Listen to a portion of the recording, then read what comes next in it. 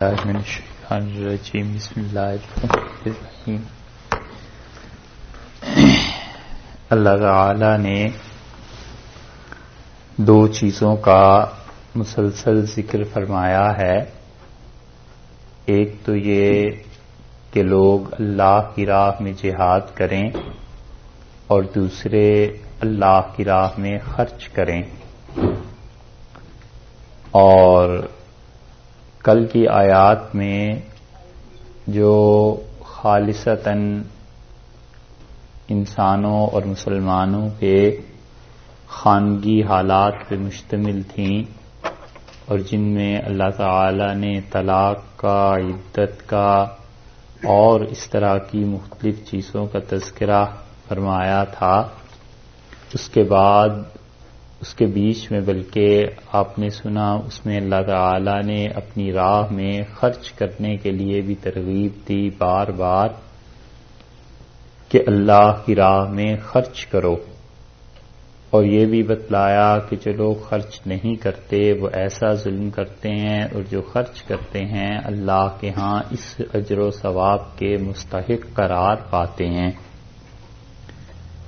ان دونوں مضامین کو اب یہاں سے جو شروع کر رہے ہیں جہاد کو اور خرچ کو، اسے تقریباً سورہ بقرہ کے آخری رکوع تک اللہ تعالی نے بیان کیا ہے۔ اگلی جو 40 آیات ہیں ان سب میں یہی دو مضمون ہیں، اور غالب حصہ ان آیات کا اللہ کی راہ میں خرچ کرنے کا ہے کہ خدا کی راہ میں مسلسل خرچ کرتے رہو۔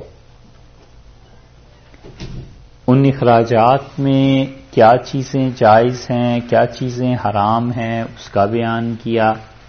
پھر یہ بتلایا کہ انسان اللہ کی راہ میں خرچ کرتا ہے، مگر بعض چیزیں ایسی ہوتی ہیں، موانع اور رکاوٹیں، کہ اس کی وجہ سے اس کا خرچ کیا ہوا بھی برباد ہو سکتا ہے۔ تو اس لیے بتلایا کہ دیکھو اللہ کی راہ میں خرچ کرو، لیکن اس کے ساتھ ساتھ یہ چیزیں ہیں جن کا خیال رکھنا ضروری ہے۔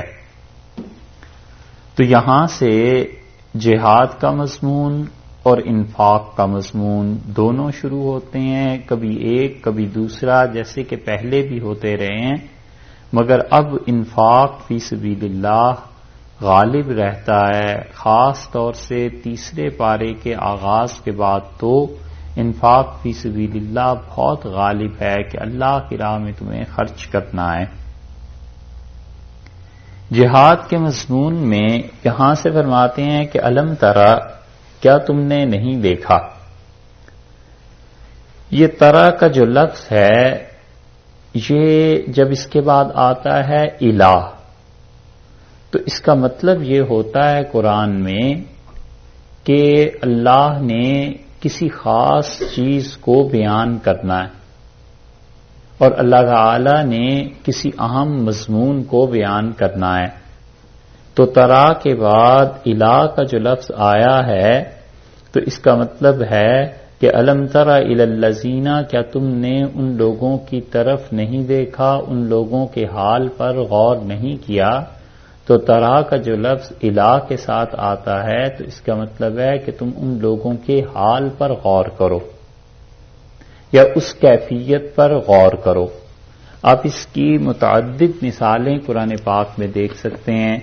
ایک مثال آپ کو اس کی دیتے ہیں کہ سورہ الفرقان ہے 19ویں پارے میں، وہاں آپ دیکھیے اللہ تعالی نے یہ لفظ کیسے استعمال فرمایا ہے۔ 19واں پارہ ہے سورہ الفرقان، 19واں پارہ جہاں سے شروع ہوتا ہے، 19واں پارہ جہاں سے شروع ہوتا ہے وہاں دیکھیے آپ، وہ سورہ الفرقان ہی ہے، اور اس کی آیت نمبر 45، 19واں پارہ سورہ الفرقان آیت نمبر 45۔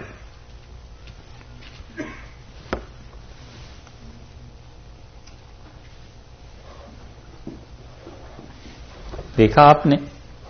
الم تر الی ربک، کیا تم نے الم تر غور نہیں کیا. لغت میں اگر ترجمہ کریں تو ترجمہ یہ بنے گا کہ الم ترا، کیا تم نے دیکھا نہیں؟ تو دیکھا تو کبھی آنکھوں سے بھی ہوتا ہے نا، ظاہری آنکھوں سے دیکھنا، اور دیکھنے کے معنی کبھی غور کرنے کے بھی آتے ہیں. جیسے کہتے ہیں کہ آپ نے اس حالت پہ کبھی غور نہیں کیا، اور اسی طرح کہتے ہیں کہ آپ نے اس حالت کو، اس کی حالت کو نہیں دیکھا. مطلب یہ کہ اسے اچھی طرح دیکھا سمجھا بھالا نہیں ہے کہ اس کے تو آخری سانس کا وقت ہے، اس کے تو بالکل جان نکلنے والی ہے، آپ نے اس کو دیکھا نہیں. تو دیکھنا بمانا غور کرنا. تو ترا کے بعد جب الال آتا ہے نا قرآن، تو عربی قاعدے کے مطابق اس کا مطلب ہے تم نے کبھی غور نہیں کیا. الم ترا الی ربک، کیا تم نے غور نہیں کیا اپنے پروردگار کی طرف، اپنے رب کی طرف. اپنے رب کی طرف غور نہ کرنے کا مطلب یہ ہے کہ کیف مد الظل، کیسے اس نے کیا کیا، مد الظل سائے کو پھیلا دیا. سائے سمٹے ہوئے ہوتے ہیں نا، تو تم نے دیکھا نہیں ہے اس نے سائے کو کیسے پھیلا دیا، کبھی غور نہیں کیا. وَلَوْ شَاءَ، اگر وہ چاہتا، لَجَعَلَهُ، تو اس کو کر دیتا ساکنا، بالکل ساکن کر دیتا. سائے پھیلتے جاتے ہیں پھر سمٹتے جاتے ہیں. تو تم نے کبھی اس نظام پہ غور نہیں کیا. اگر ہم چاہتے تو سائے کو ایک جیسا کر دیتے کہ وہ پھیلنے سے بھی رک جاتا، اور اسی طرح کمتی بڑھتی اس میں کچھ نہ ہوتی، بلکہ جس حالت میں ایک مرتبہ آ جاتا اتنا ہی رہتا. تو یہ سایہ گھٹتا بڑھتا جو ہے سورج کی وجہ سے ہے نا. پھر فرمایا ثم جعلنا الشمس علیہ دلیلا، پھر ہم نے سورج کو اس کی دلیل بنا دیا ہے کہ سورج کی وجہ سے وہ پھیلتا ہے. ثم قبضناہ، اور پھر ہم اسے کیا کرتے ہیں، لپیٹ لیتے ہیں اس سائے کو، الینا اپنی طرف، قبضاً یسیرا، آہستہ آہستہ، سہج سہج، ہوتے ہوتے ہم اس سائے کو اپنی طرف کھینچ لیتے ہیں. پھر ہم اس سائے کو روشنی جب آتی ہے سورج تو بڑھانا شروع کر دیتے ہیں. تم نے کبھی غور نہیں کیا کہ اللہ کا یہ نظام کیا؟ مراد یہ ہے کہ یہ بھی ہو سکتا تھا کہ سورج اپنی جگہ پہ ہی قائم رہتا، لیکن اس کے باوجود صبح اٹھ کے اگر ایک بار سایہ پڑتا روشنی کی وجہ سے، بس ہم اسے اتنا ہی رکھتے، نہ کم ہوتا نہ زیادہ ہوتا. سورج کا نظام الگ ہوتا، سائے کا نظام الگ ہوتا، لیکن ہم نے ایسے نہیں کیا، بلکہ سورج کے ساتھ سائے کو باندھ دیا ہے کہ سایہ بڑھتا بھی ہے کم بھی ہوتا ہے. تم نے غور نہیں کیا. تو یہاں دیکھا آپ نے الم ترا کے بعد آ گیا الا. تو الم ترا کے بعد جب الا آ جاتا ہے تو اس کا مطلب ہے کہ تم لوگ اس چیز پر غور کرو.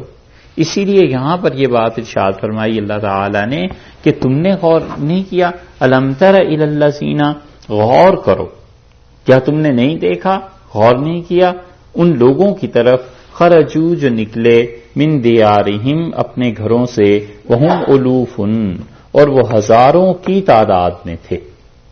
الوف جو ہے الف کی جمع ہے، اور الف کہتے ہیں 1000 کو، اور الوف جو ہے عربی میں 10,000 کے معنی میں آتا ہے کہ وہ کم سے کم بھی 10,000 آدمی تھے جو اپنے گھروں سے نکلے. اور گھروں سے کیوں نکلے؟ دیارین کا مطلب اپنے وطن سے نکلے. تو اپنے وطن سے نکلنے کا مطلب یہ ہوا، یہ سورہ بقرہ کی آیت نمبر 243 ہے، 243 جس کو ہم پڑھ رہے ہیں. تو ارشاد فرمایا کہ اپنے گھروں سے نکلے، یعنی اپنی بستیوں سے نکلے. 10,000 تھے، یا 10,000 کم سے کم تھے، اس سے بھی زیادہ ہو سکتے ہیں. اور بات کیا تھی؟ حذر الموت، موت کے ڈر سے. جب انہیں یہ فکر ہوئی کہ اگر اللہ کی راہ میں جہاد کرنا پڑ گیا تو مارے جائیں گے، تو نکلو گھروں سے اور دشمن کے لیے علاقے چھوڑ دو، وہ جو مرضی ہوتا رہے، ہم تو اپنی جان بچائیں نا. فقال لهم اللہ نے کہا ان کے لیے، موتو، مر جاؤ سب کے سب. 10,000 آدمی نکلے تھے، جان جہاد سے چھڑائی، اور اللہ نے فرمایا مر جاؤ سب کے سب، اور خدا نے موت دے دی. اللہ اپنی قدرت کو بتانا چاہتے ہیں کہ دیکھو اگر اللہ چاہتا ہے تو موت آتی ہے، اور اللہ نہ موت دینا چاہے تو کوئی موت دے نہیں سکتا. اگر اپنے آپ کو یہ ترکیبیں بچانے کی ایسی ہی ہوتی تو پھر تم ان سے بھی موت ہٹ جانی چاہیے تھی. اللہ نے موت جس کو چاہ دی. فقال لهم اللہ موتو، اللہ نے کہا تم مر جاؤ. جب وہ 10,000 مر گئے، اور ایک مدت ان پہ گزر گئی، ثم اس کے بعد احیاہم، اللہ نے انہیں زندہ کر دیا، اللہ تعالی نے دوبارہ انہیں زندگی دی تاکہ وہ اس دنیا کو دیکھیں اور ان کا یقین بڑھے کہ یہ کیا چیزیں ہیں۔ یہ ایک قصہ یہاں پر فرمایا ہے، اگلا قصہ جہاد پہ فرمایا ہے، 3 قصے سورہ بقرہ میں، اس کے بعد یہ 5 قصوں میں آپ دیکھیں گے 5 مرتبہ زندگی، موت، جہاد، یہ سب چیزیں اللہ نے بیان کی ہیں۔ اور یہاں سے یہ کہانیاں چھوٹی چھوٹی اب قصے شروع ہیں، کہانی استغفر اللہ اس معنی میں نہیں کہ کوئی جھوٹ ہے، مطلب یہ ایک جسے شارٹ سٹوری آپ کہتے ہیں، لوگوں کو سمجھانے کے لیے کہ تم اللہ کی قدرت پر غور کرو اور اس کے نظام پہ، جو چیزیں تم نے اپنے پاس سے سوچ سمجھ لی ہیں یہ ضروری نہیں ہے کہ ان اسباب کے نتائج بھی یہی نکلیں۔ ثم احیاہم، پھر اللہ نے ان ہزاروں کی تعداد میں لوگوں کو اٹھا کے کھڑا کر دیا، اللہ نے انہیں زندہ کر دیا۔ یہ لوگ کون تھے، کس زمانے میں نکلے ہیں اور یہ کیا چیز تھی؟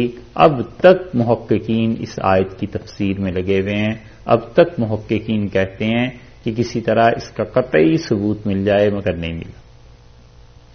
تورات میں، انجیل میں متعدد واقعات ایسے آتے ہیں اور اس کی طرف بعض اشارات ملتے ہیں، لیکن اب کے بعد بھی جو دنیا میں لوگ آئیں گے، تحقیق کریں گے، اور اب بھی ممکن ہے اللہ تعالیٰ کسی کو توفیق دے اور کوئی اس واقعے کو تورات، انجیل، ان چیزوں کی روشنی میں، ہسٹری میں، خاص طور پہ جوش ہسٹری جو اب آہستہ آہستہ سامنے آ رہی ہے، اور وقت کے ساتھ ساتھ جو آرکیالوجسٹ اپنی تحقیقات کر رہے ہیں، ان کی روشنی میں اس آیت کو دیکھنا چاہیے کہ اس آیت میں اللہ نے کس قوم کا ذکر کیا ہے اور یہ کب کا واقعہ ہے، کیونکہ قرآن جو واقعات بیان کرتا ہے بالعموم وہ یہودیوں کی، عیسائیوں کی تاریخ میں کہیں نہ کہیں مل جاتے ہیں، لیکن قرآن چونکہ ہے اپنے متعلق یہ کہتا کہ مہیمن علیہ، اللہ کی یہ کتاب فیصلہ کرتی ہے ان چیزوں کے بارے میں جن کے بارے میں یہودیوں اور عیسائیوں نے گڑبڑ کر دی تھی، تو قرآن کی یہ جو آیت ہے اس کی روشنی میں اگر وہ تاریخ دیکھی جائے گی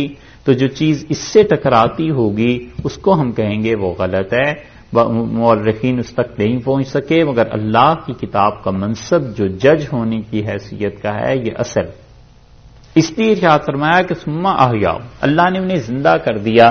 یہ آیت خالصتاً تاریخ سے تعلق رکھتی ہے، ممکن ہے اللہ تعالیٰ کسی کو توفیق دے اور وہ اس آیت پہ ہسٹوریکل ریسرچ کر کے کچھ لکھ سکے۔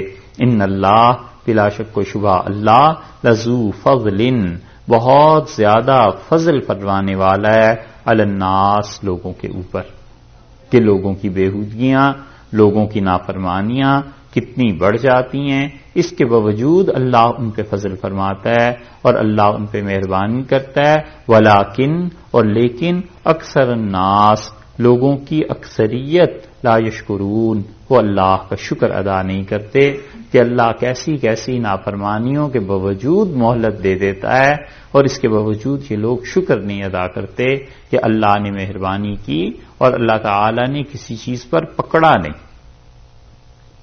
حضرت عمر رضی اللہ عنہ کی بات جو کل آپ سے عرض کی تھی وہ ہے جس سے نتیجہ اور سبق ملتا ہے کہ انہوں نے چور کے لیے ہاتھ کاٹنے کا ارشاد فرمایا تو اس نے کہا کہ میں نے پہلی بار چوری کی ہے اور میں تجربہ کار نہیں تھا، اس لیے پھنس گیا ہوں۔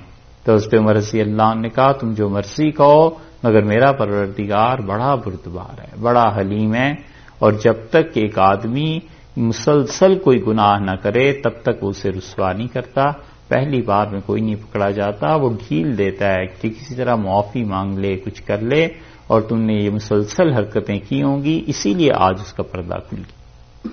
اللہ نے فرمایا ہم بہت فضل کرتے ہیں، بہت مہربانی کرتے ہیں لوگوں پہ، لیکن لوگوں کی اکثریت لا یشکرون، وہ اللہ کا شکر ادا نہیں کرتی، اور اللہ کے شکر کا مطلب یہ ہے کہ اللہ کی طرف رجوع نہیں کرتی، اللہ کی بات مانتی نہیں ہے۔ وقاتلوا، اب یہ دیکھیے جہاد کی بات شروع ہوئی تھی، اب جہاد کے سلسلے میں ایک بات تو یہ ارشاد فرما دی، ایک واقعہ، اب آگے واقعات کی بات آئے گی، لیکن یہ جو 2 آیات اب آ رہی ہیں یہ دونوں آیات بنیاد ہیں اگلی ساری تفسیر کی جو سورہ بقرہ کے آخر تک آ رہی۔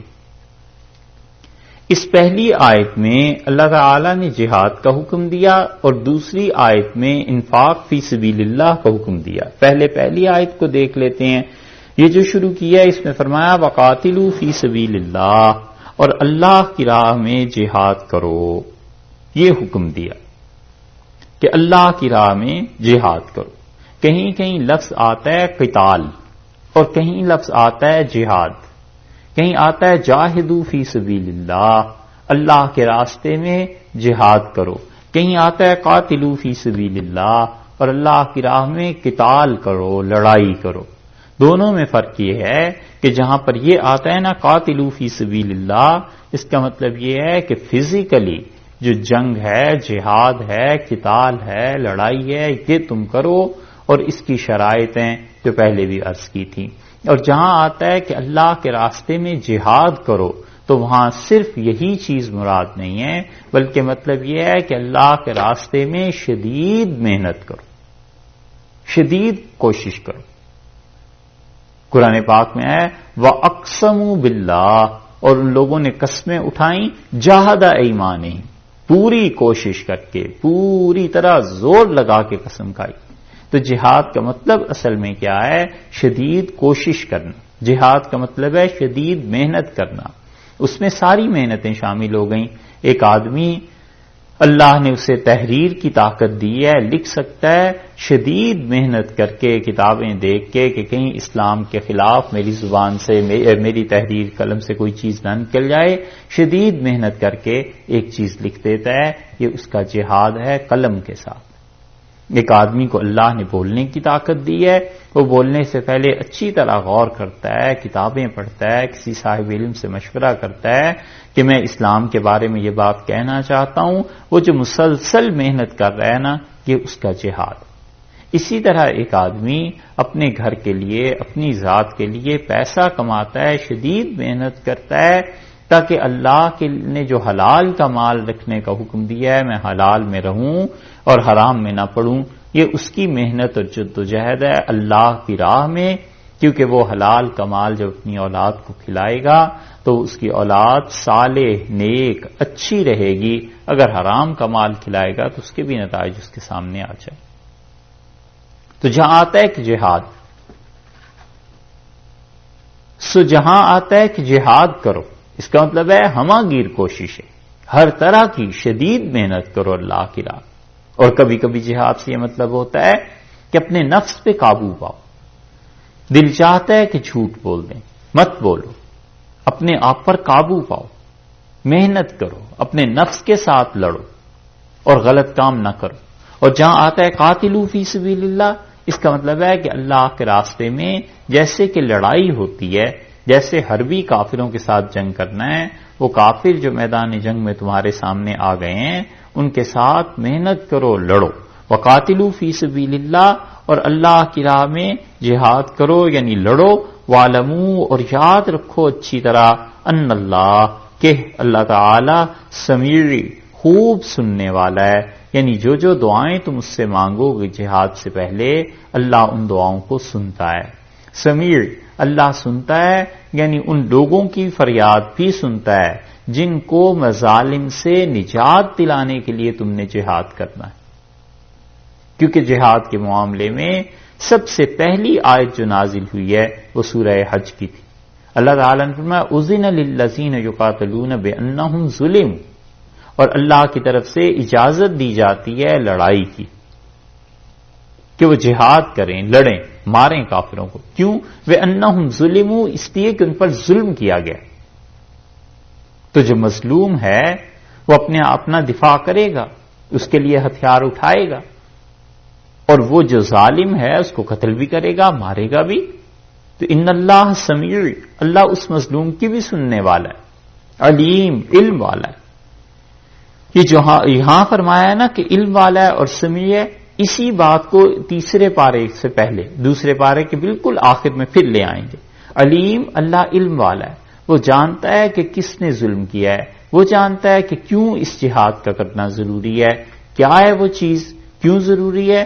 اس کو تیسرے پارے سے پہلے جو آیت ہے دوسرے پارے کے آخر پہ پھر وہاں تشریح کر دیں گے. من ذا الذی، اور کون ہے یہ آ گئی دوسری بنیاد. ایک تو جہاد ہو گیا، اب دوسری بنیاد آ گئی جو آگے کی مسلسل آیات میں کام دیتی ہے. منزل الذی، کون ہے، یقرض اللہ، جو اللہ کو قرض دے دے، قرضا حسنا، اور ایسا قرض دے دے جو قرض حسنا ہے. عرب دونوں طرح استعمال کرتے تھے محاورے کو. قرض حسنا کا مطلب یہ ہے کہ اچھا قرض، اور قرض سیئہ برا قرض. قرض سیئہ کو وہ کہتے تھے ایسا قرض جو برائی کے لیے لیا جائے، یا قرض سیئہ کو وہ کہتے تھے ایسا قرض ہے جو واپس نہ دیا جائے. اور قرض حسنہ کا مطلب یہ ہے کہ وہ قرض واپس دیا جائے گا. تو اللہ تعالی نے فرمایا ہے کہ دیکھو کون ہے جو قرض دے اللہ کو، اور ایسا قرض دے جو اچھا قرض ہے، اور وہ قرض اس کو یعنی لوٹایا جائے گا.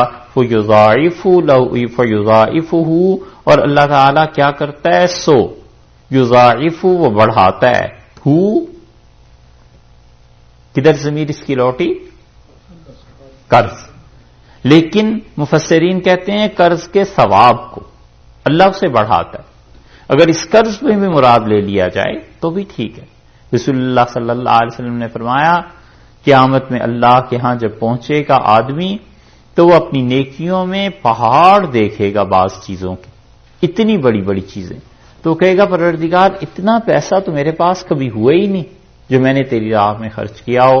تو اللہ تعالیٰ فرمائیں گے وہ ایک پائی جو تو نے ہماری راہ میں دی تھی صحیح نیت کے ساتھ وہ ہم نے قبول کر لی، اور پھر اس کو ہم نے اپنے دائیں ہاتھ پہ لے کے تجارت میں لگا دیا، اور تیرے اب تک آنے پہ اتنا یہ نفع ہوا ہے، یہ سارا تیرے لیے. تو اگر یہ لے لیا جائے کہ اللہ اس قرض کو بے عینے ہی لوٹا دے گا ان چیزوں کو تو بھی ٹھیک ہے. فَيُضَاعِفُهُ، اللہ اسے اضافہ کرتا ہے، بڑھاتا ہے. اور اگر دوسری بات مراد لے لی جائے کہ فَيُضَاعِفُهُ، سو اللہ بڑھاتا ہے اس کے ثواب کو جو تم نے دیا تھا، تو وہ ثواب بڑھتا چلا جاتا ہے، بڑھتا چلا جاتا ہے. کس کے لیے بڑھاتا ہے اللہ؟ خاص طور پہ کہا ہے لہو، اس شخص کے لیے. ہو کی ضمیر لوٹ گئی من کی طرف نا. منزل الذی، کون ہے جو قرض دیتا ہے؟ تو جو بھی قرض دیتا ہے فَيُضَاعِفُهُ، سو اللہ بڑھاتا ہے اس کو، ثواب کو، قرض کے پیسے کو، لہو، اس شخص کے لیے، اس کے لیے بڑھاتا ہے تاکہ قیامت میں اسے دے دے، اسے لوٹا دے.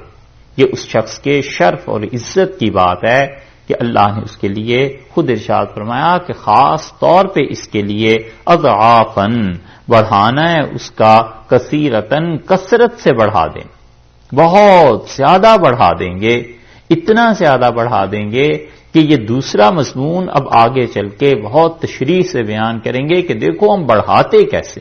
پھر اس کی مثالیں دیں گے کہ ایسے ایسے ہمارے ہاں یہ پیسے بڑھتے ہیں. واللہ یقبض، اور یاد رکھو اللہ تعالی یقبض، کھینچ لیتا ہے، تنگ کر دیتا ہے. قبض، کسی چیز کو تنگ کر دینا، کسی چیز کو روک لینا. یقبض، کھینچ لینا. اللہ تعالی روک دیتا ہے، اس کی بڑھوتی کو روک دیتا ہے، مال کو اور بڑھنے نہیں دیتا، پیسے میں نفع نہیں ہونے دیتا. وَيَبْسُطُ، اور اللہ کیا کرتا ہے، یبسط، اس چیز کو بڑھا دیتا ہے. بسط کا مطلب ہے کسی چیز کو پھیلا دینا. اور یہاں پہ آپ اگر دیکھیں تو صاد کے اوپر سین بھی لکھا ہوا ملے گا، ہے نا؟ یہ قرآن پاک میں کہیں کہیں آتا ہے، صاد کے اوپر سین بھی ہے نا. اس کا مطلب یہ ہے کہ یہاں پر دو قراتیں ہیں. بعض حضرات نے، بعض قبائل جو تھے بسط، بسط کا مطلب پھیلا دینا. بساط کس کو کہتے ہیں؟ بساط تو اردو کا لفظ ہے، کس کو کہتے ہیں؟ ہیں؟ پھیلاوا، پھیلاوٹ. اچھا چلیے ذرا سکے، ہاں حیثیت بھی، لیکن اصل بات بتاؤ. بساط کہتے ہیں چٹائی کو، بساط بچھا دی، یعنی چٹائی بچھا دی مہمانوں کے آنے پہ. اور پھر اسی سے نکلا ہے کہ اپنی بساط کے مطابق بات کرو، یعنی اپنی حیثیت کے مطابق بات کرو. باسط نام ہوتا ہے نا، اللہ کے ناموں میں سے بھی ہے، بچھا دینے والا، کھول دینے والا کسی چیز کا. عربوں کے بعض قبائل، اسے تو ہم لکھتے ہیں نا اردو میں کس کے ساتھ ہیں؟ شکر ہے، یہی کہا میں نے کہا کہیں گے پین کے ساتھ، سین کے ساتھ، ٹھیک ہے، اردو میں ہم لکھتے ہیں سین کے ساتھ، اور بعض عربوں کے قبائل جو تھے اسے صاد کے ساتھ بھی پڑھتے تھے، تو بساط اور بساط دونوں طرح پڑھتے تھے نا، اس لیے یہاں صاد کے اوپر سین بھی لکھ دیا گیا ہے کہ کچھ ایسے پڑھتے ہیں کچھ ایسے پڑھتے ہیں، یہ اسی طرف اشارہ۔ واللہ یقبض، اور اللہ تعالی کیا کرتا ہے؟ مال کی بڑھوتی کو روک دیتا ہے، تنگ کر دیتا ہے اور نہیں بڑھنے دیتا۔ وَيَبْسُطُ، اور اللہ تعالی کیا کرتا ہے؟ پھیلا دیتا ہے، اس مال کو بڑھنے دیتا ہے۔ اللہ تعالی نے کہا ہے کیوں نہیں بڑھنے دیتا مال کو؟ وہ ہر ایک کے مال میں کیوں ایسے نہیں کر دیتا کہ مال بڑھ جایا کرے؟ اللہ نے فرمایا ہے کہ اگر ہم لوگوں کے ہر طرح کے مال کو بڑھنے دیتے لبغوا، تو زمین پہ بغاوت پھیل جاتی، کوئی اللہ کو نہ مانتا، اس لیے وہ ہر طرح کے مال کو بڑھنے نہیں دیتا۔ وَيَبْسُطُ، اور اللہ کیا کرتے ہیں؟ اس کے ساتھ ساتھ بڑھا بھی دیتے ہیں اور روک بھی لیتے ہیں۔ وَإِلَيْهِ تُرْجَعُونَ، اور تمہیں لوٹ کر جانا ہے اللہ کی طرف۔ تین چیزیں یہاں بیان کر دیں۔ ایک تو یہ کہا کہ دیکھو مال تمہارا اپنا نہیں ہے، ہم جس کو چاہیں مال کو بڑھا دیں، جس کے لیے چاہیں گھٹا دیں، یہ تمہاری اپنی چیز نہیں۔ اور دوسری بات یہ ہے کہ مستقل بھی تمہارا نہیں ہے، عارضی طور پہ تمہیں دیا جا رہا ہے۔ وَإِلَيْهِ تُرْجَعُونَ، تم نے لوٹ کے اللہ کے پاس جانا ہے۔ اور تیسری چیز یہ بتا دی کہ اچھا بھئی یہ جو مال تمہارا ہے بھی نہیں اور دے بھی چند دنوں کے لیے رہے ہیں، ہم تم میں مہربانی کی بات کرتے ہیں کہ اچھا چلو نہ تمہارا ہے نہ ہمیشہ کے لیے ہے، نہ تمہارا اصلی ذاتی اپنا مال ہے، ہمارا ہے نا، پھر بھی ہمیں تھوڑی دیر کے لیے قرض دے دو، تم جب ہمارے پاس آؤ گے ہم پھر تمہیں ہی دے دیں گے۔ یہ تین چیزیں بیان کر دیں کہ کچھ عرصے کے لیے ہمیں قرض دے دو، ہمیں چاہیے اس مال کو، یہ جو قرض ہے یہ اللہ نے کہا ہمیں دے دو۔ الیاذ باللہ، اس کا مطلب یہ نہیں ہے کہ اس کے ہاں کوئی احتیاج ہے، بلکہ مطلب یہ کہ تمہارے ہی فائدے کے لیے، تمہارے ہی نفع کے لیے کہتے ہیں کہ تم اس مال کو خرچ کرو۔ اب یہ دو بنیادیں ہو گئیں، ایک جہاد کی، ایک اللہ کے راستے میں خرچ کرنے کی۔ اب دیکھیے آگے مثالیں آتی چلی جائیں گی، ساری سورہ بقرہ آگے کی اسی پہ مشتمل ہے۔ الم ترى، اور کیا تم نے غور نہیں کیا؟ الہ، پھر آ گیا نا، الم ترى کے بعد الہ آ گیا نا، اس کا مطلب ہے تم نے غور نہیں کیا۔ کس بات پر؟ الملائی، سرداروں پر، من بنی اسرائیل، جو بنی اسرائیل کے سردار تھے، کیا تم نے ان کے حال کو غور سے دیکھا ہے؟ کیونکہ وَتَرَا کا مطلب جو ہے نا، ترا دیکھنا، یہ ضروری نہیں ہے کہ رویت کے بارے میں آئے، آنکھوں کے بارے میں، بلکہ اس کے بعد جب الہ آ جاتا ہے تو اس کا مطلب ہے غور کرنا۔ یہ اس لیے ہم اس کو بار بار آپ سے کہہ رہے ہیں کہ قرآن پاک کی تفسیریں جب آپ پڑھیں گے نا تو بہت سے گمراہوں نے بہت سی چیزوں کو غلط استعمال کیا۔ اللہ تعالیٰ نے فرمایا وَتَرَى الْمَلَائِكَةَ حَافِّينَ، اور آپ دیکھیں گے اے نبی صلی اللہ علیہ وسلم کہ اللہ کے فرشتوں نے اللہ کے عرش کو گھیرا ہوا ہے قیامت کے دن میں، اور اللہ تعالیٰ اس وقت فیصلہ فرما دے گا اور فرشتے بڑے خوش ہوں گے اور سب کہیں گے کہ الحمدللہ رب العالمین۔ تو ایک صاحب نے اس طرح کے لفظ پر لکھا ہے کہ جہاں جہاں قرآن میں طرح کا لفظ آیا نا کہ آپ نے دیکھا نہیں، تو وہ تو رسول اللہ صلی اللہ علیہ وسلم ہر چیز کو اپنی آنکھوں سے دیکھ رہے تھے، اس لیے اللہ نے بار بار کہا کہ الم ترى، آپ نے نہیں دیکھا؟ الم ترى کیف فعل ربک باصحاب الفیل، وہ ہاتھی والے جو آئے تھے آپ نے نہیں دیکھا؟ تو اس میں انہوں نے لکھا ہے کہ رسول اللہ صلی اللہ علیہ وسلم کی پیدائش سے کچھ دن پہلے کا واقعہ ہے، تو اس وقت بھی دیکھ رہے تھے۔ یہ سب گمراہی کی باتیں اسی طرح لکھتے ہیں۔ تو اس لیے یہ رویت سے مراد ہمیشہ یہی نہیں ہے کہ کوئی اپنی آنکھوں سے دیکھے، محاورہ ہے، غور نہیں کیا۔ یہاں بھی دیکھا الہ آ گیا، الم ترى الى الملأ من بنی اسرائیل، آپ نے غور نہیں کیا، یعنی تم لوگوں نے اس چیز کی طرف، کس کی طرف؟ ملائی، ملا کہتے ہیں سرداروں کو۔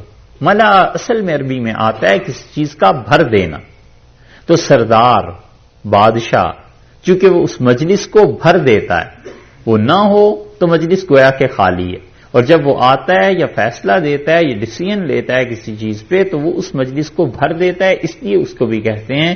تو مطلب یہ ہوا یہاں پہ کہ وہ جو رائے والے تھے، جن کی رائے پر فیصلہ ہونا تھا، جو ان کے ممبرز تھے، جو ان کے بڑے بڑے لوگ تھے من بنی اسرائیل میں سے، اور یہ واقعہ کب کا ہے؟ من بعد موسیٰ، حضرت موسیٰ علیہ السلام کے بعد کا ہے۔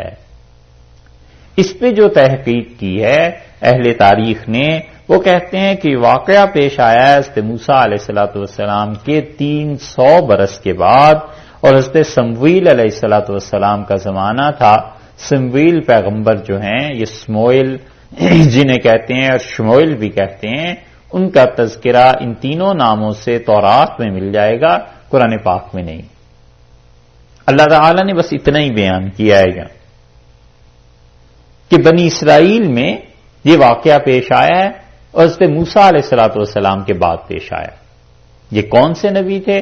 بائبل میں اور مختلف جگہوں پر یہ مل جائے گا، اور ہسٹری سے بھی، تاریخ سے بھی ثابت ہے کہ نبی حضرت سمویل علیہ السلام تھے، اور 1020 قبل مسیح سے لے کے اور 1155 قبل مسیح تک کا زمانہ ان کا پایا جاتا ہے۔ 1020 سے 1155، یعنی حضرت عیسیٰ علیہ السلام کی پیدائش سے پیچھے چلیں تو 1020 برس پیچھے جا کے پھر اس سے بھی پیچھے ان کا زمانہ چلتا جائے گا 1155 برس تک، قبل مسیح تک۔ تو اس زمانے کی یہ پیغمبر ہے، اور شام کا ایک علاقہ تھا کوہستانی، شام میں پہاڑوں کے بڑے بڑے سلسلے ہیں۔ افرایم ایک علاقہ تھا، اور اس کا شہر تھا راما۔ یہ اب بھی بائبل میں یہ چیزیں آپ کو مل جائیں گی، بائبل پڑھنے کا جب اتفاق ہوگا تو پھر اس کو اس کے ساتھ ملائیے گا، وہاں پہ بہت سی چیزیں ایسی ہیں جن کا قرآن نے اس میں رد کر دیا۔ اگر وقت ہوتا اتنا تو ہم بائبل بھی آپ کو بتاتے، پڑھاتے آپ کو، اور اس کے ساتھ ساتھ قرآن کو بھی پڑھاتے کہ یہ دیکھو قرآن نے یہ جو لفظ استعمال کیا ہے یہ بائبل کی اس حصے کا رد ہے، کیونکہ وہ جھوٹ اس میں شامل ہو گیا نا۔ تو قرآن نے تو اللہ نے اپنی اس کتاب کے متعلق کہا ہے کہ مہیمن علیہ، اور یہ قرآن نگران ہے تورات اور انجیل پر، یعنی جو جو خرابیاں اور جو برائیاں اور جو جھوٹ انہوں نے بیان کیے ہیں قرآن اس کا فیصلہ کرتا ہے۔ تو اس لیے یہ واقعہ، یہ قصہ وہاں مل جائے گا۔ حضرت موسیٰ علیہ السلام کے بعد ہوا کیا تم نے غور نہیں کیا ان سرداروں پر جو بنی اسرائیل میں سے تھے؟ من بعد موسیٰ، حضرت موسیٰ علیہ السلام کے بعد۔ اچھا بھائی کیا غور کریں، ہوا کیا؟ ہوا یہ کہ اس قالو، جب ان سرداروں نے کہا لنبیین، اپنے نبی سے، ان کے جو بھی نبی تھے، جیسے کہ بتایا حضرت سمویل علیہ السلام، انہوں نے کہا لہم، ان کے اس قالو لنبی لہم، جب انہوں نے کہا اس نبی سے جو ان کے لیے تھا، ہم کی ضمیر قالو کی طرف لوٹ گئی نا۔ یہ قالو کیا ہے؟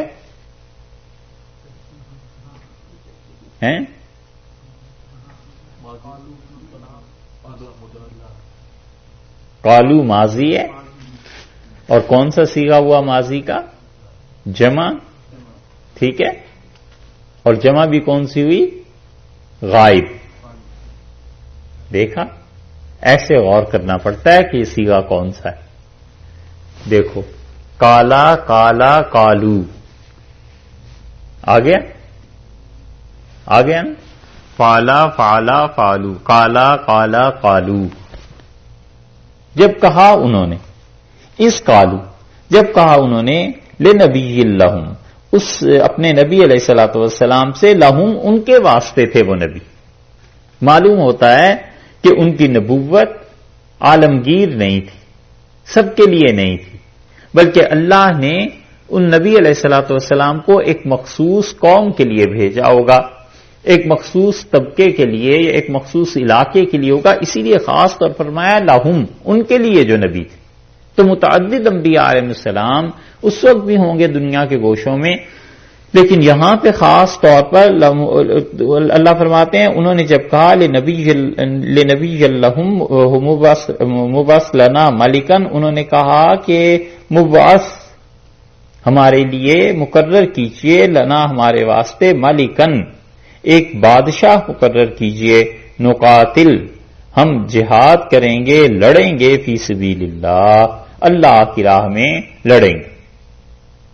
اللہ تعالی کی راہ میں لڑنے کے لیے آپ ایک ہمارا لیڈر مقرر کر دیجئے، ملکن، نبی سے درخواست کی جا رہی ہے حکمرانی کے لیے کہ کسی کو مقرر کریں۔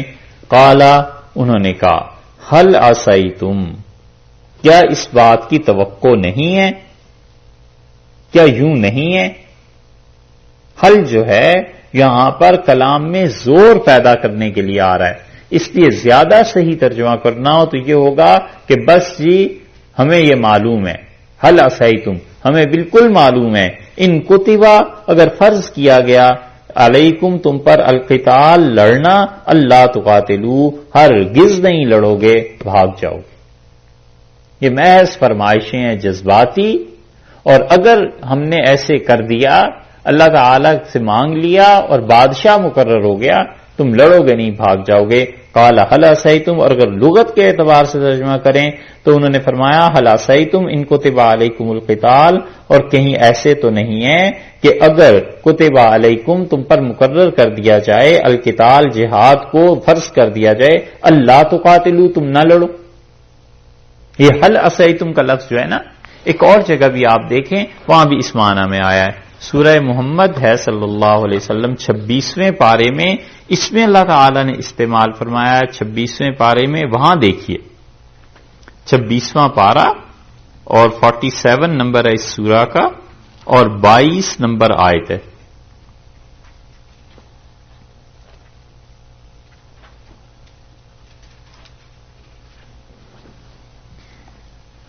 فَهَلْ عَصَيْتُمْ،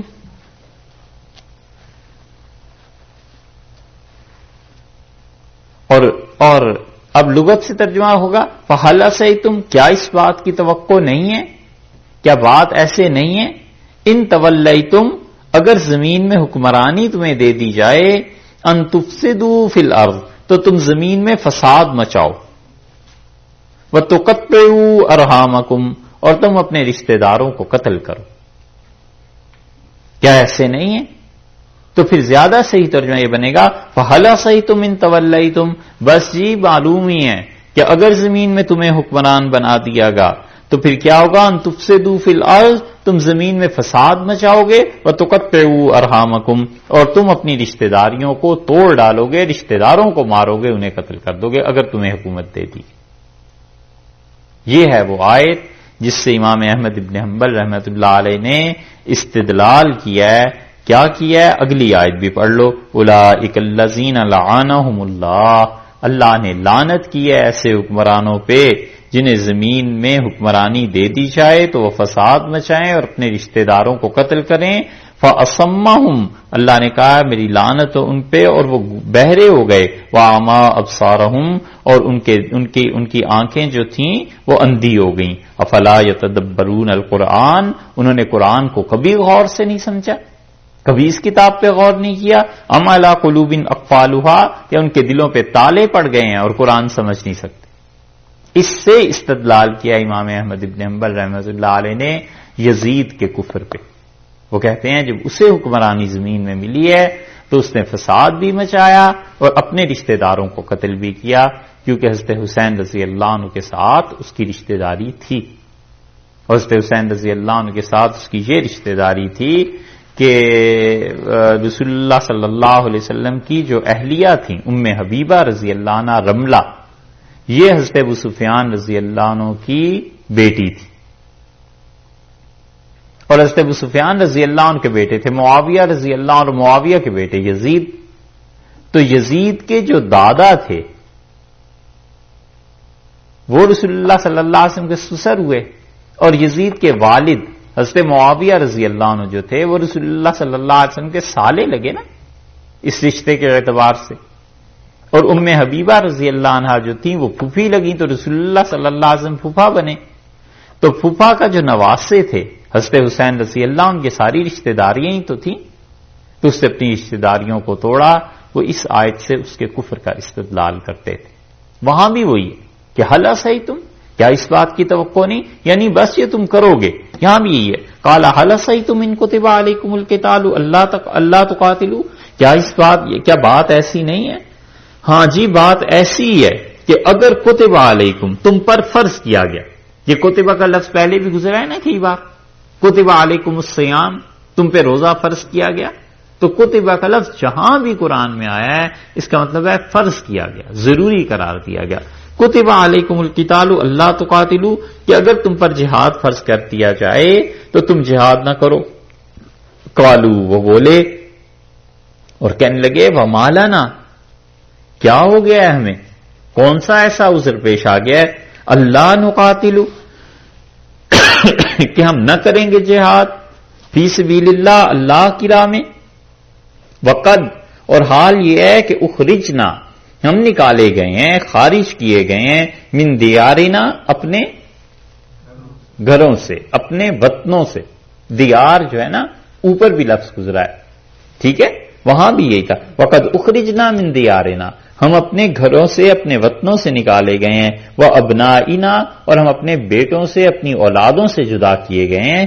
کیوں نہیں ہم اللہ کے راستے میں لڑیں گے، جبکہ حال یہ ہے کہ ہم اپنے گھروں سے بے گھر کر دیے گئے اور ہمیں اپنی اولادوں سے جدا کر دیا گیا.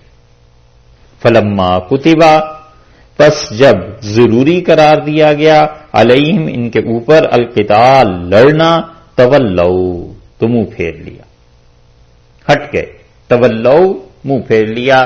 واللہ کا مطلب ہے منہ کا پھیر لینا، اور واللہ کا مطلب ہے زمین میں حکمرانی کا مل جانا. دونوں مطلب آتے ہیں. وہ ایک جگہ آیا تھا نا پیچھے ایک آیت میں، وہاں بتایا تھا اس کے دو ترجمے ہو سکتے ہیں. یہاں پر دیکھیے کہ تولوا، انہوں نے منہ پھیر لیا، الا سوائے قلیلا منہم، تھوڑے سے ان میں سے رہ گئے تھے، باقی سب نے منہ پھیر لیا اور لڑنے سے انکار کر دیا. یہ ہے ان قوموں کا حال جو زوال پذیر ہوتی ہیں اور جو کسی بھی کمٹمنٹ کو بڑے جذبات میں کرتی ہیں، اور جب آتا ہے کام کرنے کا وقت تو پھر وہ لوگ پیچھے ہٹ جاتے ہیں. یہ قرآن اس لیے نہیں یہ قصے بیان کرتا کہ پچھلی قوموں میں گزر گئے لہذا تم اس کو سن لو، مرضی ہو تو اس پہ عمل کر لینا اور مرضی ہو تو نہ عمل کرنا. قرآن یہ بتاتا ہے کہ قوموں کے حالات کیسے ہوتے ہیں، لوگ کیسے ہوتے ہیں، قومیں اٹھتی کیسے ہیں، بنتی کیسے ہیں، بگڑتی کیسے ہیں. جذبات میں آئے نا کہ ہم بے گھر ہو گئے، ہمیں نکال دیا گھروں سے، ہماری اولادوں کو چھین لیا. حضرت کیسی بات کرتے ہیں، کیوں نہیں لڑیں گے؟ اور جب اللہ نے کہا اچھا لڑو تو پھر تولوا، منہ پھیر لیا، الا قلیلا منہم، اور ان میں سے بہت تھوڑے رہ گئے جو اس نبی علیہ الصلوۃ والسلام کے یا اس سردار کے ساتھ تھے، باقی قوم ہی خارج ہو گئی، نکل گئی. یہ وہ جذباتی وعدے ہوتے ہیں جو لوگ کیا کرتے ہیں. اس لیے مسلمانوں میں بھی اب دیکھ لو کوئی بڑا پروجیکٹ، کوئی بڑا کام اس امت میں ہو نہیں سکتا کیونکہ لوگوں میں جذبات ہوتے ہیں، کام نہیں کرنا. جذبات کی زبان استعمال کرنی اور نعروں کی غذا ملنی چاہیے. تو جو نعرے زیادہ لگائے، لوگوں کو زیادہ جذبات ابھارے، وہ بہت بڑا مقرر ہے. اور جو کوئی ڈھنگ کی بات کرے کہ بھائی اس کام کے لیے تیاری کرنی ہوگی، کچھ محنت کرنی ہے، کچھ قربانی دینی ہے، پہلے اپنے آپ کو بناؤ پھر اس کام کو کریں گے، اس کی کوئی نہیں سنتا. جذبات ہے نا، الا قلیلا منہم، بس تھوڑے سے لوگ ان کے ساتھ رہ گئے، باقی لوگ جہاد سے پھر گئے. اسی لیے مسلمان اس زمانے میں کوئی بڑا کام نہیں کر سکتے. کسی جذباتی کام کے لیے اس قوم کو کھڑا کرو، اٹھ جائیں گے، کھڑے ہو جائیں گے، تیار ہو جائیں گے. جھنڈا لے لیں ایک اور پھرتے چلے جائیں کہ کشمیر فتح کرنا ہے پاکستان میں، تو کشمیر فتح کرنا ایسا زبردست نعرہ ہے کہ خون کھول اٹھتا ہے. اور دو چار فلمیں جو دکھا دیں کہ کشمیر میں یہ ظلم ہو رہا ہے تو بس اس کے بعد تو بس پھر ساری قوم کے جذبات گرم ہو گئے. اور قبضہ کرنا ہے، یہ چیز اگر آ جائے، اور فلاں مندر کو توڑنا ہے، اور اتنا ظلم ہو گیا مسلمانوں پہ، اور کوئی سمجھائے کہ بھائی یہ سب کچھ ہو رہا ہے، 10-20 برس آرام سے اپنی پوزیشن ٹھیک کرو، اسلحہ بناؤ، کچھ کام کرو، جن سے ٹکر لینی ہے کم سے کم کوئی تو نسبت تناسب، کوئی ریشو ان سے ٹکر لینے کی، کوئی سائنس ٹیکنالوجی کچھ. وہ آدمی بھلا نہیں، اس لیے کہ وہاں پتا مار محنت کرنی پڑتی ہے. تو محنت کون کرے؟ کوئی اور کرے اور ہم اس کی ہوئی محنت سے فائدہ اٹھائیں. تو جب ہم فائدہ اٹھانے کے قابل ہوں گے، وہ قوم محنت کر کے تو کہیں سے کہیں پہنچی بھی ہوگی. ہاسپٹل ہم جاتے ہیں روز اور کئی بار سوچتے ہیں کہ اس ہاسپٹل میں ایک سوئی سے لے کے اور ایک بڑے سے بڑے اکوپمنٹ تک مسلمانوں نے اس میں کیا کام کیا ہے. اس دور کے مسلمانوں نے پتا چلتا ہے سب چیزیں کوئی چائنا سے آئی, کوئی امریکہ سے آئی, کوئی جاپان سے آئی, کوئی کہیں سے, کوئی کہیں سے, حتیٰ کہ جو اپنے ملک میں بن رہی ہیں یہ ٹیکنالوجی بھی دوسروں کی لے کے آئے ہیں, خود کچھ نہیں کیا. یوں قوموں کے زوال ہوتے ہیں اور یوں وہ تباہ ہوتی ہیں. اور جب بھی کسی قوم کا زوال ہوتا ہے نا تو اس کے معاصرین اقوام, یہ خود ہی سمجھنا, اس کے ہم تشریح نہیں کرتے, جب کسی قوم کا زوال آتا ہے تو اس کے زمانے میں جو قومیں اس کے معاصر ہوتی ہیں, ہم اثر ہوتی ہیں, جو عروج پہ ہوتی ہیں, تو اس عروج والی قوم کا جو سب سے گندا, سب سے ناقص, سب سے خراب کام ہوتا ہے, خراب حصہ ہوتا ہے, جتنی بھی وہ ترقی کریں لیکن کچھ کمزوریاں ان کی ہوتی ہیں, اس کمزوری کو سب سے پہلے اپنانے والے دنیا میں وہ قومیں ہو جاتی ہیں جو قومیں زوال پہ. ہمارے زمانے میں یورپین اقوام جو ترقی کر رہی ہیں, ان کے جتنے ڈرا بیکس ہیں, جتنی ان کی بری چیزیں ہیں نا, سب سے پہلے ہماری قوم اسے قبول کرے گی. یہ قوموں میں اسی طرح ہوا کرتا ہے زوال کے دور. تو اللہ نے کہا ہے کہ جب ان پہ جہاد فرض کر دیا گیا, لڑو اللہ کی راہ میں, اللہ تو تولو, انہوں نے منہ پھیر لیا, الا قلیلا منہم, سوائے تھوڑے سے لوگوں کے, واللہ, اور اللہ تعالی علیم, علم والا ہے, بالظالمین, ان لوگوں کے کا علم ہے اللہ کو جو ظالم ہے. یہاں پہ ظالم فرمایا 10 آدمیوں نے مل کے ایک کام شروع کر لیا کہ یہ کام کرتے ہیں, اور جب محنت کرنے کی باری آئی تو پتا چلا کہ 7 آدمی اس میں سے سلپ کر گئے. تو پروجیکٹ تو شروع کر دیا تھا, اب جو بیچارے 3 تھے کام کرنے والے پھنس گئے, وہ کیا کریں؟ تو نتیجہ یہ نکلے گا کہ وہ 7 جو ظلم انہوں نے کیا ہے نا ان 3 پہ, اللہ کے یہاں جا کے جواب بھی دیں گے, پکڑے بھی جائیں گے کہ بھئی یہ کام نہیں کر سکتے, کیوں اس کی کمٹمنٹ کر رہے, کیونکہ ہر ایک آدمی پہ رسپانسبلٹی آ گئی. تو کچھ مخلص تھے, انہوں نے کہا جی ٹھیک ہے سب مل کے یہ کام کریں گے, اور باقی تو بیچارے آ گئے, اور جو کام کرنے والے تھے وہ آ گئے اور باقی سلپ کر گئے. تو اب کیا ہوگا؟ نتیجہ یہ کہ ان سب کو بوجھ اٹھانا پڑے. بہت سے پروجیکٹس ایسے ہی ہیں مسلمانوں کے, مسجد بنانی, جمعے میں رکھا کہ یہ جگہ تنگ ہو گئی ہے اور امریکہ میں فلاں جگہ مسجد بناتے ہیں, تو ساری مسجد نے ہاتھ اٹھا دیا, جی بالکل ہم آپ کے ساتھ ہیں, بالکل کام کریں گے. اور پتا چلا کہ جس دن انہوں نے زمین خرید لی, سودا ہو گیا, کچھ طے ہو گیا, اس کے بعد وہ دیکھتے ہیں ادھر ادھر تو بس 4-5 ہی نظر آتے ہیں, باقی تو ساری مسجد نظر آتی ہے. اب ان کی ڈیوٹی ہے, یہ بیچارے تو پھنس گئے, اب یہ فنڈ ریزنگ کروا رہے ہیں, اب یہ بیچارے بھاگ رہے ہیں, ڈالرز جمع کر رہے ہیں, نیند ان کی خراب ہو رہی, وقت ان کا لگ رہا ہے. اور جو باقی تھے ان سے کوئی پوچھے کہ تو 100 آدمیوں کا کام تھا, 3 پہ کیوں لاد دیا تم نے؟ واللہ علیم بالظالمین, اللہ نے کہا ہے اللہ ایسے ظالموں سے باخبر ہے. اللہ کو پتا ہے کہ جو لوگ ظلم کرتے ہیں اپنی ڈیوٹی پوری نہیں کرتے. جب جہاد سے منہ پھیر لیا, وقال لهم نبیهم, باقیوں کا بھی حال سن لو, جو رہ گئے تھے ان کا کیا حال ہوا.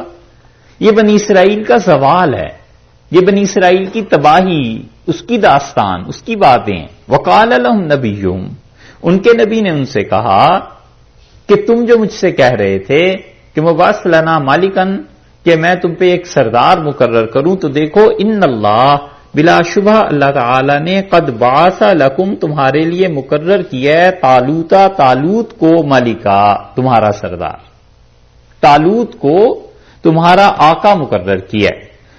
طالوت بن کش یہ 1012 قبل مسیح سے 1028 قبل مسیح تک کے حکمران ہیں. بنی اسرائیل میں بڑا نام ہوا ان کا, اور تورات میں بھی ان کا نام آیا ہے, اور تورات میں ساؤل کے نام سے یہ پکارے جاتے ہیں. اور طالوت جو ہے ضمنی طور پر اس بات کی طرف بھی اشارہ ہے کہ حضرت طالوت جو تھے یہ ان کا قد لمبا تھا. طول آتا ہے نا عربی میں, اور طوالت لمبائی کے معنی میں, تو اسی معنی میں یہ لفظ بھی یہاں آیا ہے کہ قد بعث لکم طالوت ملکا, اللہ تعالی نے تم پر طالوت کو مقرر کیا ہے بادشاہ کے طور پہ. قالو, کہنے لگے. اب پھر وہی اعتراضات شروع ہوئے. اب یہ وہ ہیں جو بچ گئے ہیں.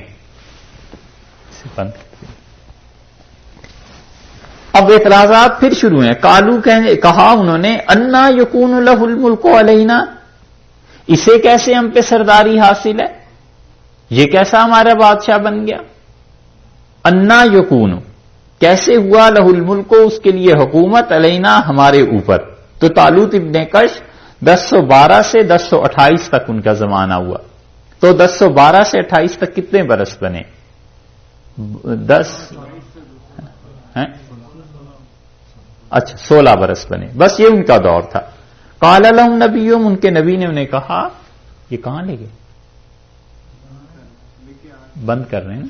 اچھا میں نے کہا بہا نہ دیں، دونوں با سے ہی شروع ہوتے ہیں، بند کرنا بھی اور بہانا بھی. ان اللہ قد بعث لکم طالوت ملکا، اللہ نے تمہارے لیے بادشاہ مقرر کر دیا ہے طالوت کو. قالوا انا یکون لہ الملک علینا، انہوں نے کہا طالوت اس کو ہم پہ کیسے حکومت مل سکتی ہے، یہ کیسے ہو گیا؟ انا یکون، یہ کیسے ممکن ہے؟ کیوں؟ اس لیے یہ کمال حیرت کا اظہار کر رہے ہیں. پوری آیت سن لیجئے پھر اس پہ بات کرتے ہیں. کہنے لگے انا یکون لہ الملک علینا، کیسے اسے مل گئی حکومت ہمارے اوپر کرنے کو، ونحن اور ہم احق کو زیادہ حق رکھتے ہیں بالملک بادشاہی کا، منہ اس سے، طالوت سے زیادہ ہمارا حق بنتا ہے. ولم یؤت سعۃ، اور اسے وسعت نہیں دی گئی من المال، پیسے میں، اس کے پاس تو پیسے ہی نہیں، پیسہ بھی اس کے پاس زیادہ نہیں ہے، پھر وہ بادشاہ کیسے بن گیا؟ یہ حضرت سمیع علیہ السلام کے قول پر حیرت کا اظہار ہے اور کمال حیرت کا اظہار ہے کہ ہمیں حد ہو گئی کہ انہیں دے دی بادشاہت اللہ نے، یہ کیوں؟ اور تعجب کا بیان ہے. یہ خیال رکھنا چاہیے کہ انہوں نے اپنے نبی علیہ الصلوۃ والسلام کے قول کو جھٹلایا نہیں. بعض لوگوں نے ذرا سی بے احتیاطی کر دی کہ انہوں نے اپنے نبی کے قول کو جھٹلایا. اگر جھٹلاتے تو کافر ہو جاتے. نبی کی بات کو جھٹلانا کوئی معمولی بات نہیں، بلکہ ہم یہ کہیں گے کہ انہوں نے شدید حیرت کا اظہار کیا، تعجب کا اظہار کیا کہ اسے کیسے ہو گیا، اسے کیسے بادشاہت ہو گئی. کیونکہ بنی اسرائیل پہ اتنا بگاڑ آ چکا تھا کہ ان کے نزدیک اس وقت جو نبوت تھی وہ بنو لاوا کے ساتھ مخصوص تھی، اور ان کا عقیدہ ہو گیا تھا کہ بنو لاوا جو ہیں حکومت ان کو ہمیشہ ملنی چاہیے، اور حکومت جو ہے وہ بنو یہودا کو ملنی چاہیے. حکومت بنو یہودا کا حق ہے. حضرت یعقوب علیہ السلام کے 12 بیٹے تھے نا، پھر 12 قبیلے نکلے حضرت موسیٰ علیہ الصلوۃ والسلام کے ساتھ، تو ان میں بنو لاوا جو تھے نبوت بالعموم انہیں ملا کرتی تھی، انہی میں آتے تھے انبیاء علیہ السلام. انہوں نے کہا نبوت وہاں کا حق تھی، اور جو بنو یہودا تھے بادشاہت بالعموم ان میں رہی ہے، انہوں نے کہا بادشاہت اس قبیلے کا حق ہے. یہ طالوت کون تھے؟ حضرت طالوت جو تھے یہ حضرت بنیامین جو تھے یوسف علیہ السلام کے بھائی، ان کی اولاد میں سے تھے، تو یہ بنو بنیامین میں سے تھے. اور بنو بنیامین ویسے بھی تھوڑا قبیلہ تھا، اتنے زیادہ تھے بھی نہیں، اور تھے بھی غریب. تو اس لیے یہ سب سے چھوٹے قبیلے میں یہ کیسے ہو گیا؟ یہ اسی طرح ہے جیسے ہندو ہوتے تو کیا کہتے یا تو برہمن کو ملتی یا چھتری کو ملتی، کھتری کو ہیں، چھتری کو، اچھا جس کو بھی ملے وہ کہتے یہ اسے ملتی یا اسے ملتی. اور یہ شخص تو ویش کے درجے کا بھی نہیں، ساہوکار بھی نہیں، مہاجن بھی نہیں، اسے کیسے حکومت مل گئی؟ یوں ہی کہتے ہیں نا. یہ ہے چیز. انہوں نے کہا انا یکون لہ الملک علینا، اسی کیسے حکومت ہمارے اوپر مل سکتی ہے؟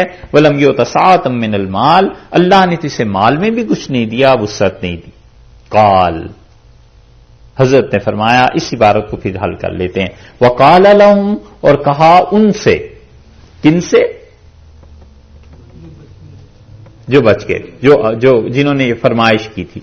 نبیہم، ان کے نبی نے، ان اللہ بلا شک و شبہ اللہ، قد بعثا، اللہ نے مبعوث کیا ہے، بھیجا ہے، لکم تمہارے واسطے، طالوتا، طالوت کو، ملکا، بادشاہ، اللہ نے طالوت کو تمہارا بادشاہ بنایا. قالو، وہ بولے، انا یکون لہ، انا کیسے، کیفیت، یکون لہ الملک علینا، ہوگا یہ بادشاہ ہمارے اوپر، ونحن اور ہم احق کو زیادہ حق رکھتے ہیں بالملک کے ملک کے ساتھ بادشاہت کا، منہو اس سے، منہو سے مراد طالوت سے، ولم یوتا اور وہ نہیں دیا گیا، اسے نہیں ملی، کس کو؟ طالوت کو، سعۃ من المال، مال میں سے زیادہ حصہ اسے نہیں ملا۔ قال حضرت سمویل علیہ السلام بولے ان اللہ بلا شک و شبہ اللہ اصطفاہ اس نے چن لیا ہے اسے، طالوت کو، علیکم تم پر، اللہ نے اسے چنا۔ یہ اس اعتراض کا پہلا جواب ہوا کہ جو تم کہہ رہے تھے کہ ایک بادشاہ تمہارا مقرر ہونا چاہیے، تو یہ بادشاہ اللہ نے اسے چن لیا ہے، اللہ نے اسے بھیجا ہے، مبعوث کر دیا ہے، اب اعتراض کا حق کوئی نہیں ہے، تمہیں اسے ماننا ہی۔ ایک بات، اور دوسری دلیل تم نے جو دیا ہے کہ اسے مال نہیں ملا، دیکھو وزادہ اور اس سے زیادتی دی ہے، اس کو اضافہ دیا ہے، بسطتن اس کو کشادہ رکھا ہے اللہ نے، اسے اللہ نے کیا دی ہے؟ بساط دی ہے، اللہ نے وسعت دی ہے، مال میں تو نہیں لیکن فی العلم، علم میں، جس کا تعلق ہے جہاد کے ساتھ، فوج کے ساتھ، لڑائی کے ساتھ، والجسم اور جسم میں بھی خدا نے اسے بساط دی ہے۔ ایک تو جسم اس کا مضبوط ہے، دست بدست جب لڑائی ہونی ہے، قد اس کا بڑا ہے، صحت اس کی اچھی ہے، اور ان سب چیزوں کے ساتھ ساتھ لڑانے کا علم بھی وہ جانتا ہے، تو علم اور جسم اس دونوں چیزوں میں وہ تم سے بڑھا ہوا ہے، اللہ نے بادشاہت اسے دی۔ یہاں پر علم کے لفظ کا اطلاق اللہ تعالی نے وحی پہ نہیں کیا، یہاں پر علم کا لفظ لائے ہیں اللہ اس مقصد کے لیے کہ اس آدمی کو فوج کے لڑانے میں مہارت حاصل ہے۔ اور یہ دلیل ہے ان لوگوں کی جو کہتے ہیں کہ علم صرف کتاب و سنت کے ساتھ مخصوص نہیں ہے، بلکہ کوئی بھی آدمی جس فیلڈ میں ماہر ہے، اگر وہ اپنے فیلڈ کو اللہ کے لیے استعمال کرتا ہے تو اس کا وہی جو ہنر ہے وہ علم بھی کہلائے گا، اور وہی اسے اللہ تک پہنچانے میں بھی مددگار ثابت ہو۔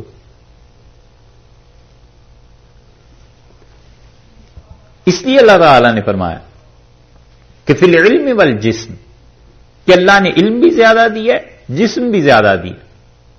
اس لیے یہ سوچنا چاہیے کہ کوئی آدمی جس فیلڈ میں بھی کام کر رہا ہے، مثلا ایک آدمی ڈاکٹر ہے، ایک انجینئر ہے، ایک آدمی کسی اور مسئلے میں کسی فیلڈ میں کام کر رہا ہے، تو اسے اسی کے فیلڈ میں رہنے دیا جائے اور اسے کہا جائے کہ اسی میں محنت کرو، اور وہ جو اس میں خدا کی نافرمانی کی باتیں ہیں وہ نہ کرے، اور جتنا فرض علم ہے وہ حاصل کر لے۔ مثلا نماز کا پڑھنا فرض ہے تو اس کا علم ہونا چاہیے، ڈاکٹر ہے تو اسے پتہ ہونی چاہیے کہ کیا کیا چیزیں میڈیکل میں جائز ہیں، کیا چیزیں ناجائز ہیں، انجینئر ہے تو اسے پتہ ہونا چاہیے کہ میرے فیلڈ میں کیا چیزیں حرام ہیں، کیا چیزیں مکروہ ہیں، کیا چیزیں جائز ہیں، اور اس کے ساتھ ساتھ شریعت کے جتنا علم فرض ہے اس کے ذمے بس وہ حاصل کر لے اور اپنے فیلڈ میں کام کرتا رہے گا، اللہ کا قرب اللہ تک پہنچ جائے۔ اسی لیے مشائخ جو تھے حضرت تھانوی رحمۃ اللہ علیہ کے خاص طور پہ ان کے خلفاء میں دیکھیں، ایسے ایسے لوگ مل جائیں گے جو صرف حضرت کی کتابیں پڑھے ہوئے تھے اور باقی انہوں نے اپنی پیشے نہیں چھوڑے، وکیل تھا یا کوئی بھی تھا، زیادہ زیادہ یہ کیا کہ اگر پیشے میں ناجائز ہونے کا غلبہ تھا تو دوسری چیز کو اختیار کر لیا، ڈاکٹر تھے یا کوئی تھے، انہوں نے اپنے پیشے کو نہیں بدلا اور اسی راہ سے اللہ تک پہنچ گئے۔ یہ کوئی بات ایسی نہیں ہے کہ ہم لوگوں کو یہ کہنا شروع کر دیں کہ ہر آدمی اپنا فیلڈ چھوڑ دے اور مفتی آ کے بن جائے، نہ، یہ تقسیم ہے اور اسی سے معاشرے تشکیل پاتے ہیں، اسی سے مسلمانوں کی ترقی ہو جاتی، اسی سے لوگ آگے بڑھ جاتے ہیں۔ اس لیے ارشاد فرمایا کہ فی العلم والجسم، اس نبی علیہ السلام نے کہا کہ اس کو دو چیزوں میں خدا نے مہارت دی ہے، ایک علم میں ایک جسم میں، دو چیزیں اس کے ساتھ۔ اور اسی سے آپ ایک اور بات بھی غور کریں کہ جن لوگوں کے دماغ ہوتے ہیں اچھے، خام مال ہے نا بچہ، جس راستے پہ چاہے اسے ڈال دیں، ذہین بچہ ہے، الیاذ باللہ اگر باپ اس پہ ڈال دے کہ لوگوں کو جوا کھلایا کرے تو وہ جوا کھلانے میں ہی ایسی ایسی ترکیبیں ایجاد کر لے گا ذہن کی وجہ سے جو اس سے پہلوں کو پتا بھی نہیں ہوں گی، اور اسے ہی ڈاکٹر بنا دیں تو وہ بہترین ڈاکٹر بن جائے گا، اور اسے ہی مولوی بنا دیں تو وہ مولوی بھی اتنا ہی اچھا بنے گا۔ اور بدقسمتی یہ ہوئی ہے کہ جتنے ذہین بچے تھے امت میں ایک عرصے سے پچھلی کم سے کم بھی 4-5 نسلوں سے تو یقیناً وہ سب کے سب کالجوں میں چلے جاتے ہیں، سکولز میں چلے جاتے ہیں، انگلش ایجوکیشن پڑھنے چلے جاتے ہیں، دین کی طرف نہیں آتے، کیونکہ ڈرتے ہیں اس سے کہ اگر یہ دین پڑ گیا تو کمائے گا کہاں سے، معاش کہاں سے پوری ہوگی۔ تو نتیجہ اس کا یہ نکلتا ہے کہ دین میں اچھے لوگ آنا بند ہو گئے، ذہین۔ تو جب ذہین لوگ نہیں آتے تو پھر آتے ہیں کن ذہن، ہم جیسے جنہیں اور تو کوئی کام نہیں، چلو مسجد ہی چلے جاؤ۔ تو وہ جب اس دین کو پڑھتے ہیں نا، ذہین ہوتے تو کوئی کام کرتے ہیں ہی کن ذہن، تو اگر اسے جوئے پہ بھی بٹھا دیتے تو بھی تباہی مچتی، اور ڈاکٹر وہ نہیں بن سکتا تھا، تجارت وہ نہیں کر سکتا تھا، تو مسجد چلانے کا اہل کہاں سے ہو گیا؟ یہ بھی تو نہیں چلا سکتا۔ یہی چیز ہے۔ اس لیے اب بھی ایک تو ذہین بچے مل جائیں اور دوسرے وہ جو اپنے باپ کے گھر سے کھاتے ہیں، مسجد ذریعہ معاش نہ ہو، غیرت پہ زد نہ پڑے، انا پہ زد نہ پڑے،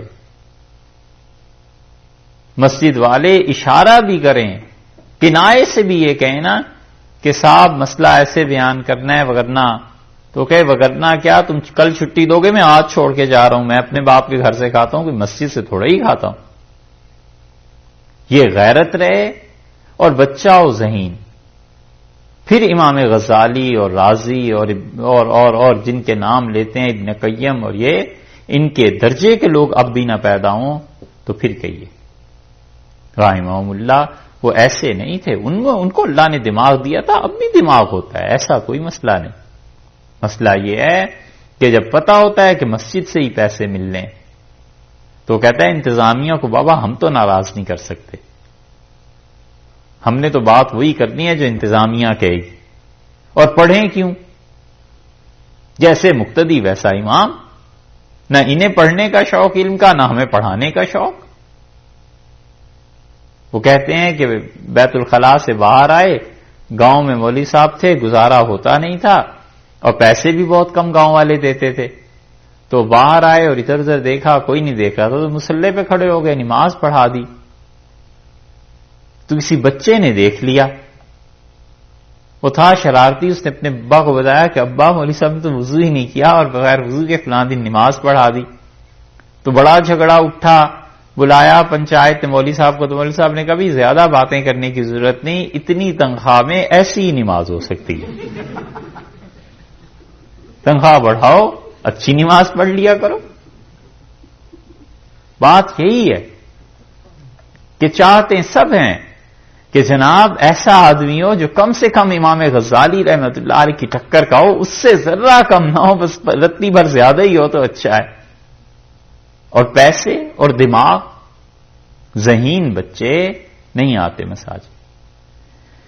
اس کا نقصان یہ ہوا ہے کہ اب جو نسلیں پڑھانے کے لیے مدارس میں آ رہی ہیں وہ بھی سارے ذہین نہیں ہوتے، وہ ہوتے ہیں کن ذہن، وہ سمجھ نہیں سکتے کہ بچے کو پڑھانا کیسے ہے، تو نتیجہ یہ کہ بچے کو مارتے ہیں کہ پڑھو، اور بچہ معصوم ہوتا ہے، مار سے بھاگتا ہے۔ کیوں پڑھے مار سے؟ محبت سے زیادہ پڑھ سکتا ہے۔ اکا دکا کوئی آدمی ذہین، کوئی جس کا باپ بھی بڑا آدمی ہو، ایسا آ جائے، پھر آگ لگ جاتی ہے، پھر پتا چلتا ہے کہ علم یہ چیز ہے، تقوی یہ چیز ہے، طہارت یہ چیز ہے، غیرت یہ چیز ہے۔ اکا دکا رہ کے، وگرنہ صورتحال ایسے خراب ہوگی۔ اس لیے دیکھا ہے اللہ نے فرمایا ہے کہ انہوں نے کہا زادہ بسطۃ فی العلم والجسم، اللہ نے اسے جسم بھی اچھا دیا ہے، اللہ نے اسے علم بھی خوب دیا ہے فوجوں کو لڑانے کا۔ تم مال کے متعلق کہتے ہو، یہ کوئی ایسی بات نہیں، میدان جنگ میں مال کام نہیں آئے گا، علم کام آئے گا، ٹیکٹس کام آئے گی کہ کس طرح فوجوں کو لڑوانا ہے، جسم کام آئے گا کہ کیا کرنا ہے۔ اس لیے ظاہر کے جسم کو اندر کی اخلاقیات کے ساتھ بڑی مناسبت ہوتی۔ اگر اس قاعدے کو پڑھنا ہو تو ابن جوزی رحمت اللہ علیہ کی تلبیس ابلیس پڑھیے گا، اور سید الخاطر 2 کتابیں انہوں نے لکھی ہیں کہ ظاہر کے جسم کو اندر کے اخلاقیات کے ساتھ کیا مناسبت ہوتی ہے۔ اور مثال انہوں نے دی ہے کتے کی۔ انہوں نے کہا اس کتے کو دیکھو جس کا جسم بظاہر کیسا بے ڈھبا نظر آتا ہے، اسی لیے ذرا سا پتھر اٹھاؤ تو کیسے بھاگتا ہے، اور اس کے مقابلے میں اس کتے کو دیکھو جو بالکل سلم ہوتا ہے اور ہڈیاں تک نظر آ رہی ہوتی ہیں، اس کی روح دیکھو کہ بے قرار ہوتا ہے، مالک چھوڑے اور جا کر وہ جھپٹے شکار۔ اور اس پہ بڑی تفصیل انہوں نے لکھی ہے، اب تو کچھ کہہ نہیں سکتے۔ بسطتاً فی العلم والجسم، انہوں نے کہا اللہ نے اسے علم بھی دیا ہے، جسم بھی دیا ہے۔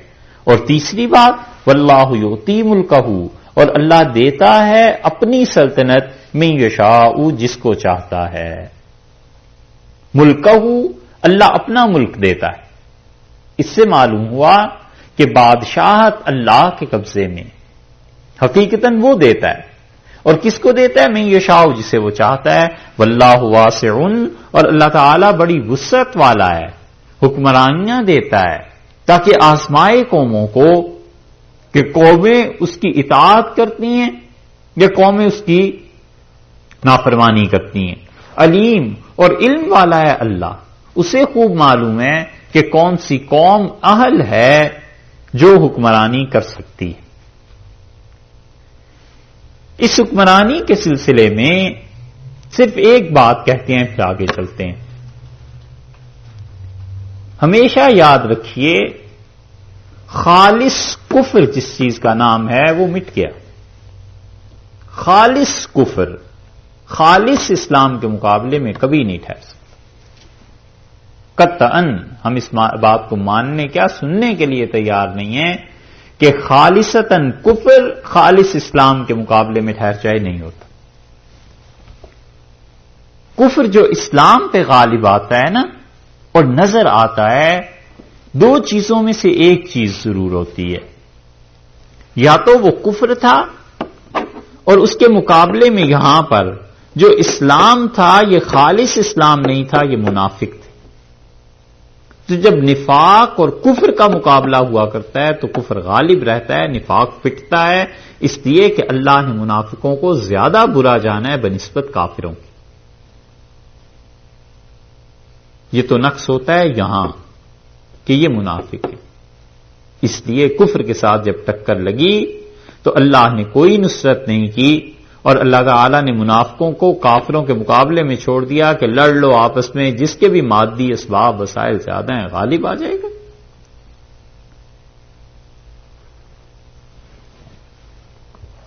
اور دوسری چیز یہ پیش آتی ہے کہ کفر کے ساتھ کبھی کبھی کوئی ایسی علت، کوئی ایسی چیز اچھائی کی لگی بھی ہوتی ہے جس کو خدا ختم نہیں کرتا، اور وہ چیز اس کے مقابلے میں مسلمان ہو تو ان میں نہیں ہوتی۔ تو کفر کی وجہ سے غالب نہیں آتا، کفر اس خوبی کی وجہ سے غالب آتا ہے جو اس کے ساتھ لگی بھی ہے، اور وہ مسلمانوں میں نہیں ہوتی۔ اس لیے کافر جب دنیا کو نفع پہنچانے والا ہو تو پھر وہ نہیں پٹتا، جب تک کہ مسلمان اس کے مقابلے میں یہ صفت نہ اپنا لیں، کیونکہ اصل میں تو مسلمان ایسی قوم تھے نا جنہوں نے دنیا کو نفع پہنچانا تھا، مسلمان ایسی قوم تھے جن کی وجہ سے راحت ملنی تھی، مسلمان ایسی قوم تھے جن کی وجہ سے معاشرے کو امن ملنا تھا، مسلمان ایسی قوم تھے جن کی وجہ سے انسانوں کو غذا خوراک کھانے کو ملنا تھا، مسلمان ایسی قوم تھے جن کی وجہ سے علم کو ترقی کرنی تھی۔ 20 وجوہات ہیں، یہ مسلمانوں نے چھوڑ دی، کافروں نے اپنا لی۔ کافر انہی چیزوں میں سے کسی چیز کی وجہ سے کفر اسلام پر غالب آ جائے گا بظاہر، وگرنہ کوئی صورت نہیں ہے کہ کفر اسلام پہ غالب آئے۔ اللہ نے کہا تھا ان الباطل کان زہوقا، اور باطل مٹ گیا، ختم ہو گیا۔ سورہ رعد میں اللہ نے ایک قانون کو بیان کیا ہے. دیکھیے وہ جگہ 13ویں پارے میں.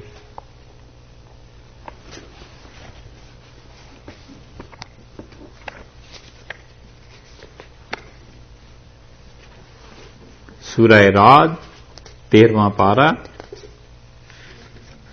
جی 13 سورت بھی 13ویں.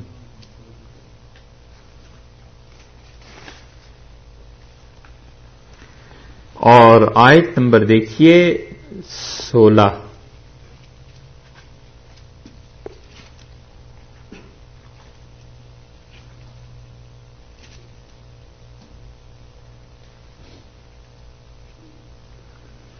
آیت نمبر 16 میں 17 دیکھ لیجیے. 17 میں اللہ تعالیٰ فرماتے ہیں انزل من السماء ماء، اور پانی اتارا آسمان سے اللہ نے. فصالت اودیۃ، اور جو وادیاں تھیں بہہ پڑی. جب بارش ہوتی ہے تو وادی میں پانی جمع ہو جاتا ہے نا، ندی نالے بہنے لگتے ہیں. فصالت اودیۃ بقدرہا، اپنی اپنی بساط کے مطابق، جتنے جس میں پانی آ سکتا تھا اس کے مطابق پانی بہنے لگا. فاحتمل السیل زبد الرابیہ، اور پانی کے اوپر کیا کیا؟ جھاگ سیلاب میں آ جاتا ہے.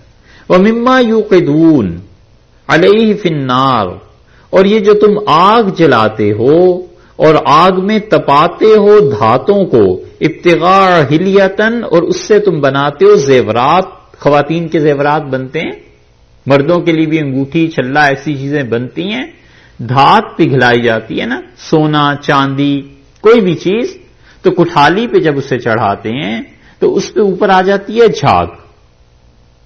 اللہ تعالیٰ نے فرمایا او متاع زبدا مثلہ کذالک یضرب اللہ الحق بالباطل، اسی طرح اللہ تعالیٰ مثال بیان کرتا ہے حق اور باطل کی. یہ بتانی مقصود ہے آپ کو، حق اور باطل کی. ہم نے کہا نا باطل ہمیشہ پٹتا ہے اور کفر مٹا ہوا ہے. اللہ نے کہا ہم حق کی اور باطل کی مثال دیتے ہیں. فَأَمَّا الزَّبْدُ، اور وہ جو اوپر کا جھاگ ہوتا ہے، فَيَذْهَبُ جُفَاءً، وہ خشک ہو جاتا ہے، اڑ جاتا ہے. اور اصل سونا اور چاندی کٹھالی کی تہ میں بیٹھ جاتی ہیں. وَأَمَّا مَا يَنفَعُ النَّاسَ، اور لوگوں جو چیز نفع دے گی نا انسانیت کو، فَيَمْكُثُ فِي الْأَرْضِ، ہم اسے زمین پر برقرار رکھیں گے. جو چیز نفع دے گی ہم اسے زمین پر برقرار رکھیں گے. کذالک، اور اسی طرح یضرب اللہ الامثال، اللہ مثالوں کے ذریعے تمہیں سمجھاتا ہے. یعنی سمجھو اس بات کو، جو چیز نفع دے گی اسے خدا باقی رکھے گا.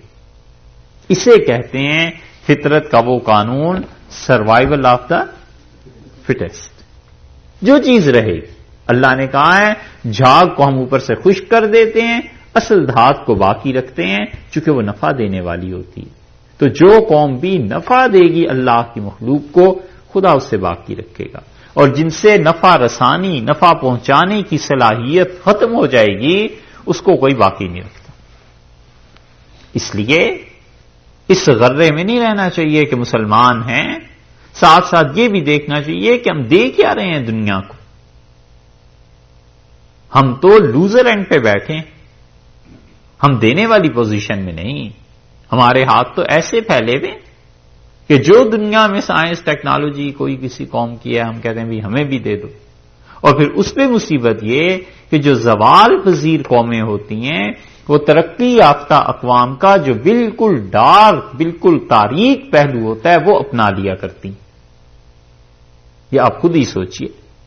تو اللہ نے فرمایا ہے کہ واللہ یؤتی ملکہ من یشاء، اللہ جس کو چاہتا ہے اپنی حکومت دیتا ہے، جس کو چاہتا ہے باقی رکھتا ہے. واللہ واسع علیم، اور اللہ وسعت والا ہے، حکومتیں دے دیتا ہے اور وہ علم والا ہے کہ کس کو باقی رکھنا ہے. وقال لهم نبیہم، ان کے نبی علیہ الصلوۃ والسلام نے کہا. نبی نبا کہتے ہیں نا خبر کو، اور نبی فعیل کے وزن پہ ہے، یعنی جو بہت خبریں دینے والا ہو.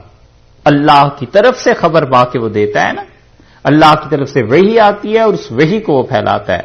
ان کے نبی علیہ السلام نے کہا ان آیت ملک ہی، اور طالوت کی حکمرانی پر تم جو اعتراض کرتے ہو تو دیکھو اس کی حکمرانی کی ایک دلیل یہ بھی ہے کہ ان یاتیکم التابوت، اس کے پاس آئے گا تابوت، فیہ سکینتن، اور اس میں سکون کی چیزیں ہیں، من ربکم، تمہارے پروردگار کی طرف سے۔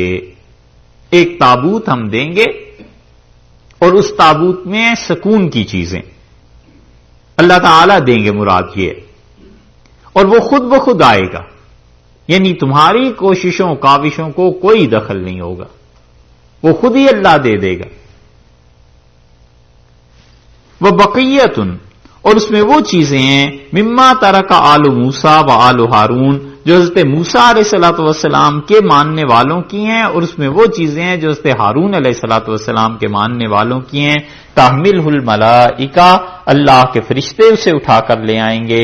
ان فی ذالک لآیۃ لکم، اور اس میں فی ذالک، اس میں تابوت سکینہ جو ہے اس کے واپس آنے میں، اس کے پلٹنے میں، اس کے مل جانے میں بڑی نشانی ہے، ان کنتم مومنین، اگر تم ایمان والے۔ متعدد چیزیں اللہ نے اس آیت میں بیان کی ہیں، نمبر وائز آپ سے سنتے رہیے۔ ارشاد فرمایا کہ دیکھو ان آیت ملکی ہی ان یاتیکم التابوت، پہلی بات تو یہ ہے کہ تابوت اس کے پاس آ جائے گا، اور تابوت کیا ہے؟ اس میں ہے سکون۔ یہ تابوت سکینہ جو تھا اس میں کئی ایک چیزیں تھیں۔ تابوت سکینہ کا نام سنا ہے؟ نہیں سنا؟